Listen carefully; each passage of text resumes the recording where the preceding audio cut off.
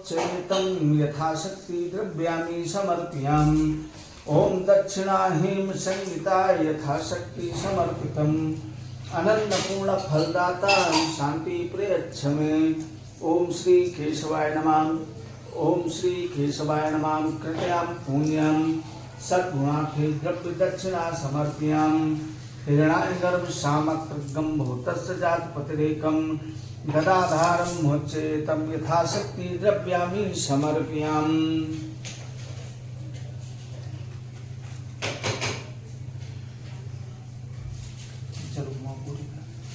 आचमनीयं तुदीरं मस्तु गोविंदं परिपूर्णमस्तु।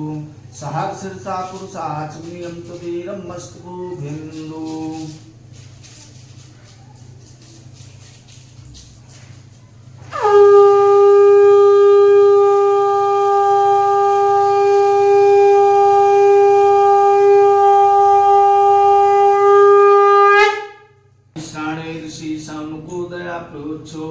सर्वेषु तं पौनिक खलु व्रतेन तपसा प्राप्ते वंचितं फलं तत् सर्वश्रोतमीच्छामि तथा यस्य महामुने। ये समय नवमे श्रावणे तीर्थ में शौनकादि सभी ऋषियों तथा मुनियों ने पुराण शास्त्र के वेता श्री सूत जी महाराज से पूछा, हे महामुने, किसको तथवा तप से मनोवांछित फल प्राप्त होता है, उसे हम सुनना चाहते हैं, कृपा करके कहिए। तब वनमाला से विभूषित शुक्रवर्ण भगवान नारायण का दर्शन करके देवादिदेव की स्तुति करने लगे। नारद जी बोले कि वाणी और मन से परिस्वरूप अनंत शक्ति संपन्न आदि मध्य और अंत से रहित निर्गुण और सकल कल्याणमय गुणों से संपन्न अस्थावर जंगम आत्मा निखिल सृष्टि के कारण भूख तथा भक्तों की पीड़ा नष्ट करने वाले परमात्मा आपको नमस्कार है। स्तुति सुनने के अनंतर भगवान विष्णु ने नारद जी से कहा, हे महाभाग, आप किस प्रयोजन से आए हैं, आपके मन में क्या है, कहिए, वो सब कुछ आपको बताऊंगा। तब श्री नारद जी बोले कि भगवान मृत्यलोक में अपने कर्मों के द्वारा विभिन्न योनि में उत्पन्न सभी लोग बहुत प्रकार के क्लेश दुख भोग रहे हैं। नाथ, किस लघु उपाय से उनके कष्टों का निवारण हो सकेगा? यदि आपकी मेरे ऊपर कृपा है तो वो सब मैं सुनना चाहता हूँ, उसे बताइए। तब श्री भगवान ने कहा, वह संसार के ऊपर अनुग्रह करने की इच्छा से आपने बहुत उत्तम बात पूछी है। जिस व्रत के करने से प्राणी मोह से मुक्त हो जाता, उसको आपको बताता हूँ, सुने। हे वह स्वर्ग और मृतलोक में दुर्लभ भगवान सत्यनारायण का एक महान पूर्ण व्रत है। आपके स्नेह के कारण इस समय उसे कह रहा हूँ, अच्छी प्रकार विधान से। भगवान सत्यनारायण का व्रत करके मनुष्य शीघ्र ही सुख प्राप्त करके परलोक में मोक्ष और बंधुजनों के साथ श्री सत्यनारायण भगवान की कथा सुनकर ब्राह्मण को दक्षिणा देना चाहिए। तदंतर बंधुओं के साथ ब्राह्मण भोजन इत्यादि करवाना चाहिए। भक्ति पूर्वक प्रसाद ग्रहण करके नित्य गीत आदि का आयोजन करना चाहिए। तदंतर भगवान सत्यनारायण का स्मरण करते हुए अपने घर जाना चाहिए। ऐसा करने से मनुष्य की अभिलाषा अवश्य पूर्ण होती है। विशेष रूप से कलयुग में पृथ्वी लोक में ये सबसे छोटा उपाय है। इत श्री स्कंद पुराणे रेवाखंडे प्रथमो अध्याय। बोलो श्री सत्यनारायण स्वामी की जय। भगवान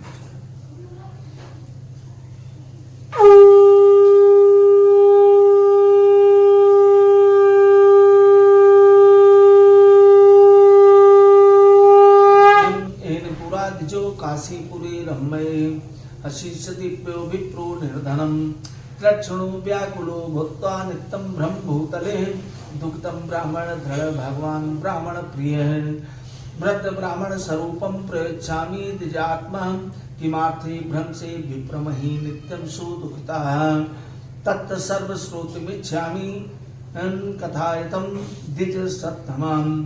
श्री सूत जी बोले, हे द्विजों, अब मैं पुनः पूर्व काल में जिसने इस सत्यनारायण व्रत को किया था उसे भली भांति विस्तार पूर्वक कहूँगा।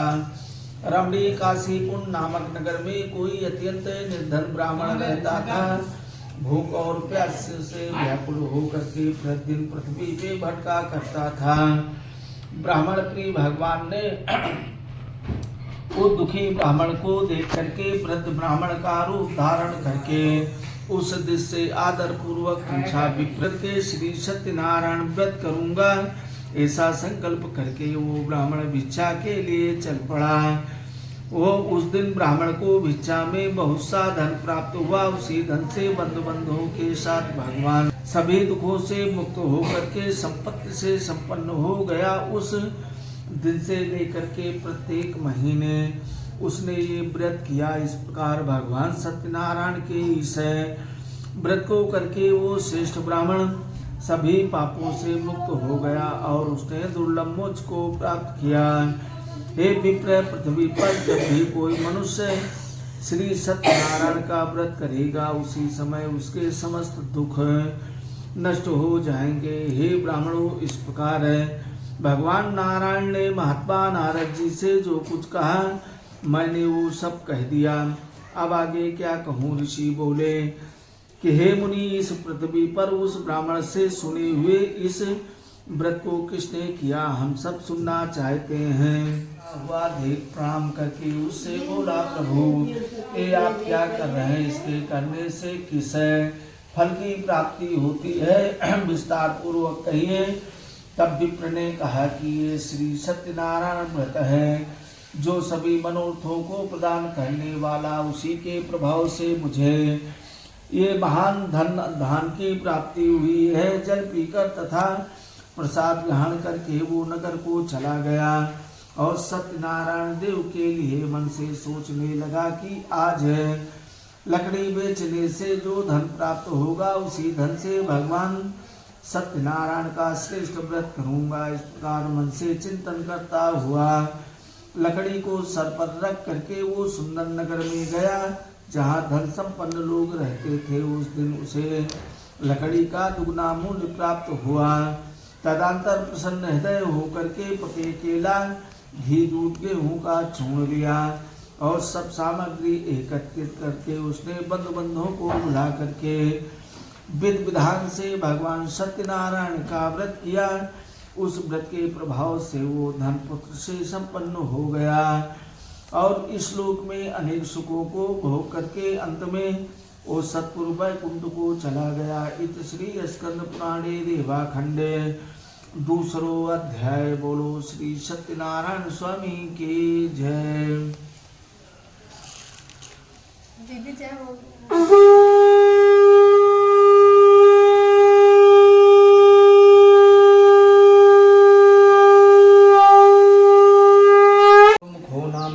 नपो सची महामती जितेंद्री शक्तिवादी एवं देवालय प्रति दिने धन दत्त्वा द्विज संत औषधि सुधि भार्या तस्य प्रामुग्धा सरोज वदना सती भद्रशीला नदी तीरे सतस्य वृत्माचारितम् एतस्य विष्णुं तनगरीं तत् साधुरेकं समागतः वर्जार्थं बहुधनरेकं परिपूर्तः नाव संताप्यं तीरे जगमग्यं नृपतिं दृढस्य व्रतं मृतेनां धूपं प्रयच्छामि विनिमिताः। श्री सूत जी बोले कि मुनियों, अब मैं आगे की कथा कहूँगा, आप लोग सुने। प्राचीन काल में उनको मुख नाम का एक राजा था। वो जितेंद्रीय सत्यवादी तथा बुद्धिमान था। वो राजा प्रतिदिन देवालय में जाता और ब्राह्मणों को धन देकर संतुष्ट करता था। कमल के समान मुख वाली उसकी धर्मपत्नी शील, विनय एवं संदर्भ आदि गुणों से संपन्न पतिपरायण थी। राजा एक दिन अपने धर्मपत्नी के साथ भाद्रशिला नदी के तट पर श्री सत्यनारायण का व्रत कर रहा था। उसी समय व्यापार के लिए अनेक प्रकार की पुष्कल धन दास से संपन्न साधु वणिक आया और भाद्रशिला नदी के तट पर नाव को स्थापित करके राजा के समीप गया।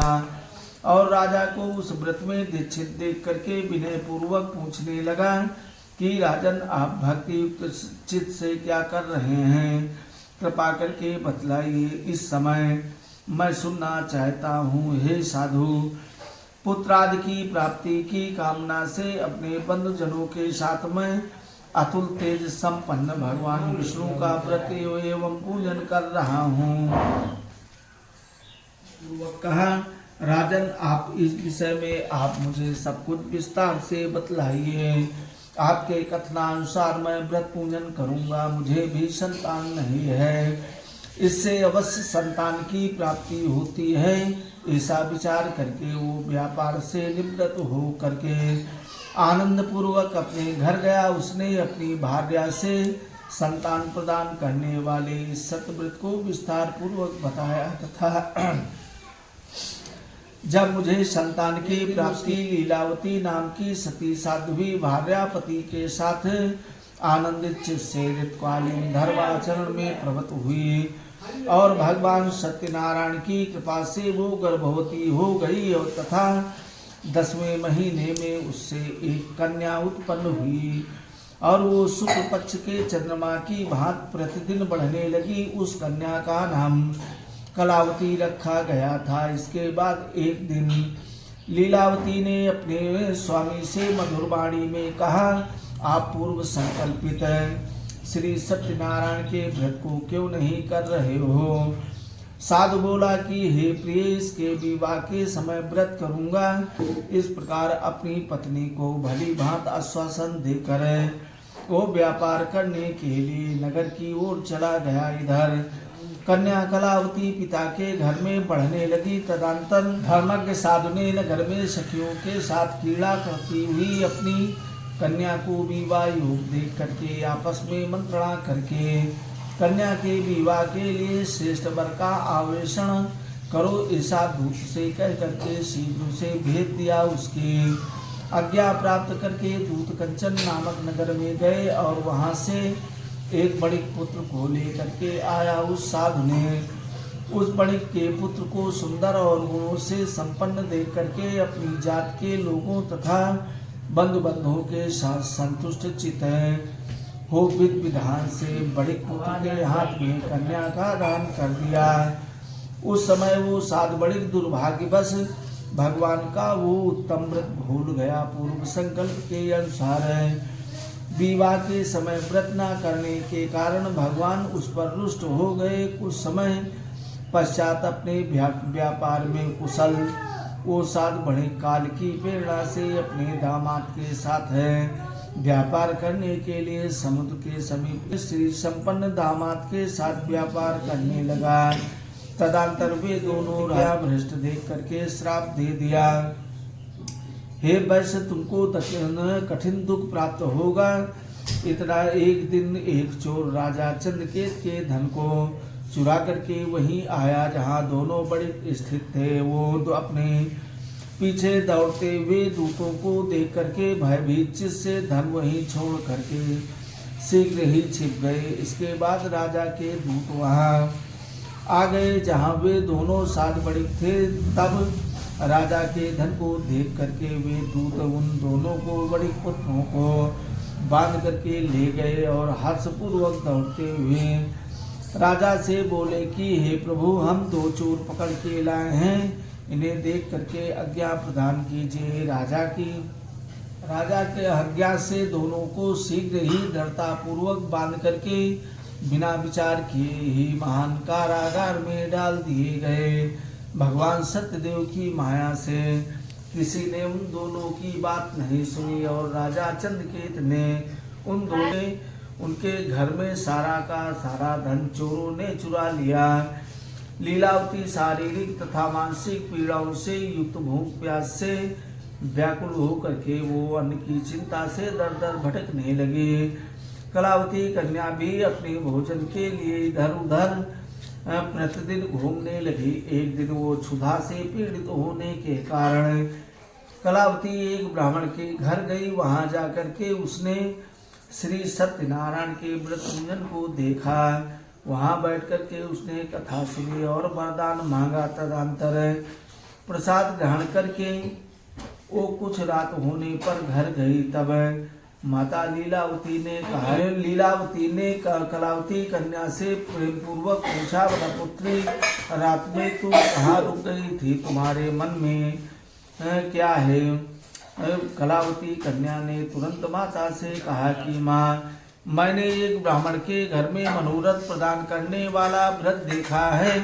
बात को सुन करके मणि की भार्या व्रत करने को उद्धत हुई और प्रसन्न मन से उस साध्वी ने बंधुओं के साथ भगवान सत्यनारायण का व्रत किया तथा इस प्रकार प्रार्थना की, भगवान आप हमारे करें, वे दोनों अपने घर से आ जाएं। इस व्रत से भगवान सत्यनारायण संतुष्ट हो गए तथा उन्होंने तब राजा ने स्वप्न में ऐसा कह करके भगवान सत्यनारायण अंतर ध्यान हो गए। इसके अनंतर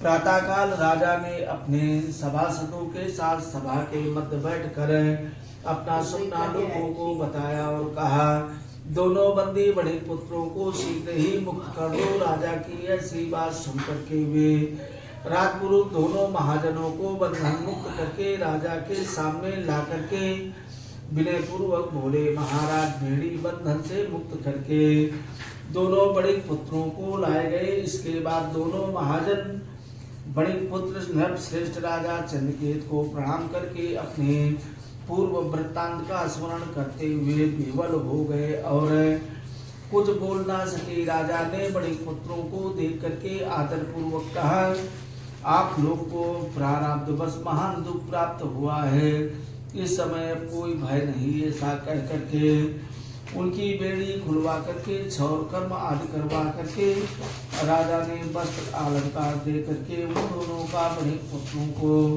संतुष्ट किया तथा सामने बुला करके वाणी द्वारा अत्याधिक आनंदित किया। पहले जो धन दे लिया था उसे दुगना करके दिया। तदंतर राजा ने पुनः उनसे कहा कि साधु, अब आप अपने घर को जा सकते हैं।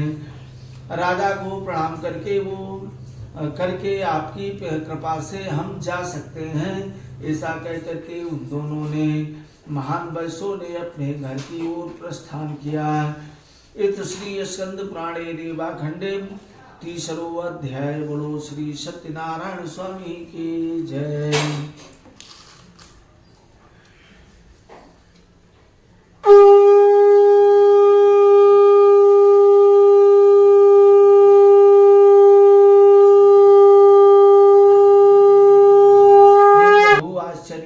है कि आपकी माया से मोहित होने के कारण मैं ब्रह्मा आदि देवता आपके गुण और रूप को नहीं जान पाते हैं।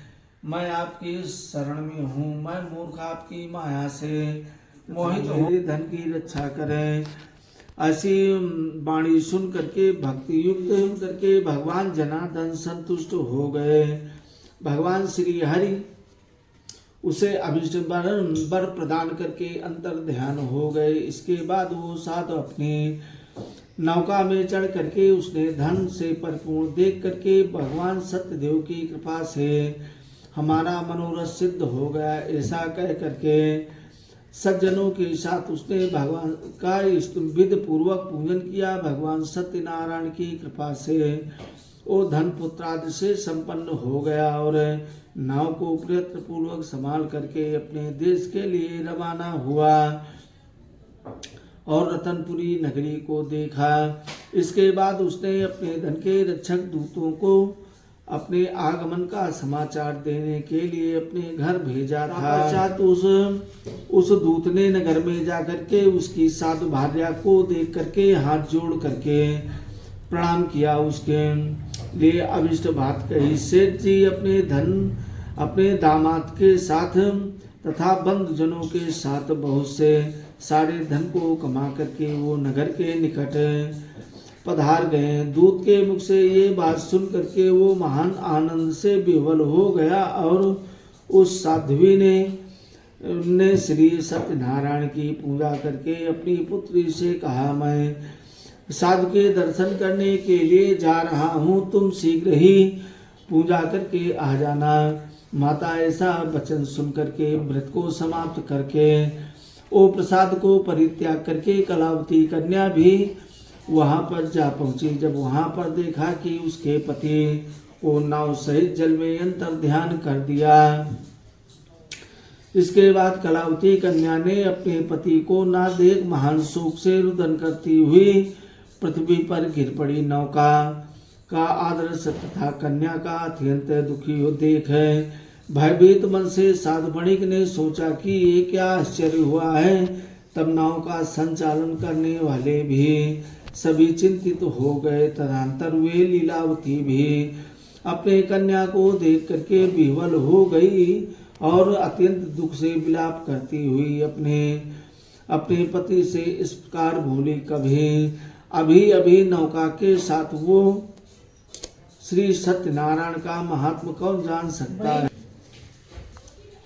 कलावती कन्या भी अपने पति को नष्ट हुआ जान करके वो दुखित हो गई और पति की पादुका लेकर के वो अनुगमन करने के लिए निश्चय किया कि माया से मोहित हो गया हूँ, मैं भगवान सत्यनारायण की पूजा करूँगा।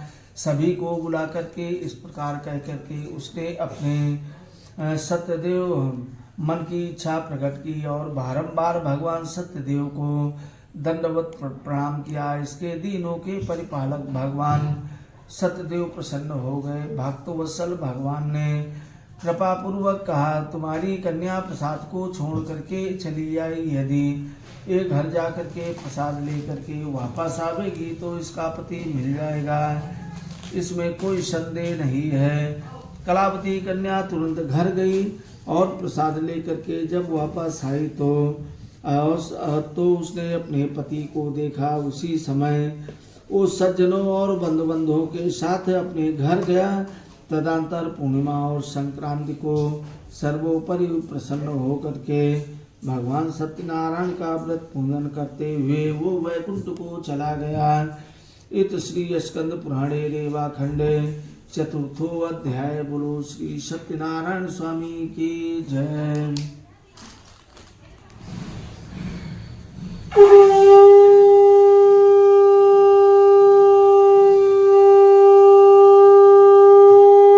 बहुत प्रकार के पशुओं को मार कर बट वृक्ष के नीचे आया। वहां उसने देखा कि गोपगण बंद बंधुओं के साथ संतुष्ट हो करके भक्ति पूर्वक भगवान सत्यदेव की पूजा कर रहे। राजा ये देख करके भी अहंकार वश न वहां गया और न उसने भगवान सत्यनारायण को प्रणाम किया। इसके बाद पूजा के अनंतर सभी गोपगण भगवान का प्रसाद दिया तो वो प्रसाद को त्याग करके अपने घर के लिए प्रस्थान किया।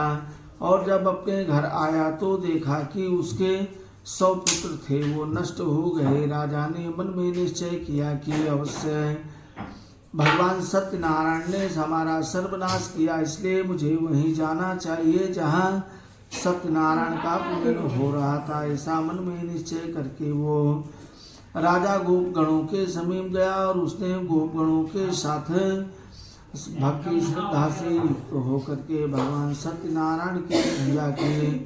भगवान सत्यदेव की कृपा से वो धन पुत्र आदि से संपन्न हो गया और इस लोक में सभी फलों को भोग करके अंत में वो सतपुर वैकुंठ को चला गया। श्री सूत जी कहते, जो व्यक्ति इस परम दुर्लभ सत्यनारायण के व्रत को करता है और पुण्य है और सब फलों को भोग करके प्राप्त करके वो अंत में सतपुर वैकुंठ को जाता है। हे ब्राह्मणों, इस प्रकार मैंने आप लोगों से भगवान सत्यनारायण के व्रत को कहा, जिसे करके मनुष्य की पूजा विशेष फल प्रदान करने वाली है। भगवान विष्णु को ही कुछ लोग काल कहते, कुछ लोग सतीश कहते, कोई सत्य देव कहते, अनेक रूप धारण करके सबकी इच्छा पूरी करते हैं। यही सत्यनारायण सभी का मनोरथ सिद्ध करते हैं। कलयुग में सनातन भगवान विष्णु ही सत्य व्रत का रूप धारण करके मनोरथ पूर्ण करने वाले होंगे। हे श्रेष्ठ मुनियों, जो व्यक्ति नित्य भगवान सत्यनारायण की व्रत कथा को पढ़ता सुनता है, भगवान सत्यनारायण की कृपा से उसके सभी पाप नष्ट हो जाते हैं।